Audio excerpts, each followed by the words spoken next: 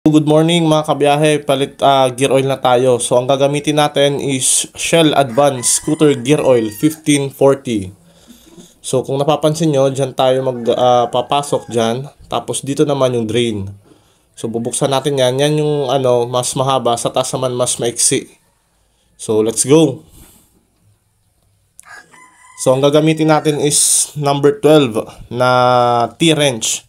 Mas maganda yung T-wrench kasi mas hindi masisira yung nut. Yan. Yung bolt. Yan. So unahin natin sa baba para ma-drain. So take note mga kabiyahe, yung baba mas mahaba, tapos yung taas naman mas maiksi siya.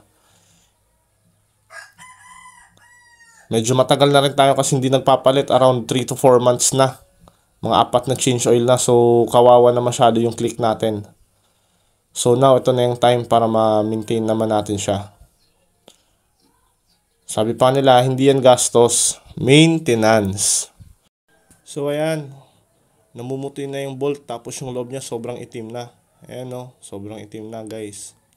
So mga kabiyahe, kailangan na talaga siyang palitan. Biruin mo, 3 hanggang 4 months na natin siya hindi napapalitan.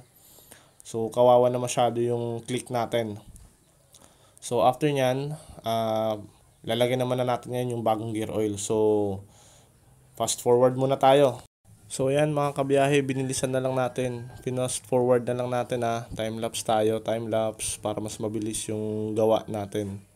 So, after natin yan ma-drain, papasok naman na natin ngayon yung Shell Advance na gear oil. 1540 nga pala yung ginamit natin Hindi ko lang alam kung bagong packaging ba yan.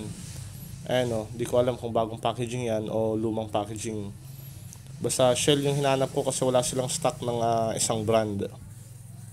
So ayan, nilock na natin siya. And then ngayon, ipapasok naman natin ngayon. Tapos nagpatulong tayo ngayon sa kapatid ko. Kasi medyo alanganin yung pagpasok ng gear oil. So tinagilid ng kapatid ko, sabay pasok. Yun nga lang, natapon siya, sayang. May natapon konti. Konti lang naman. Then after nyan, binalik na natin siya. Tapos yun na yun, goods na. So salamat mga kabiyahe, ride safe sa ating lahat. So goods na yan. God bless.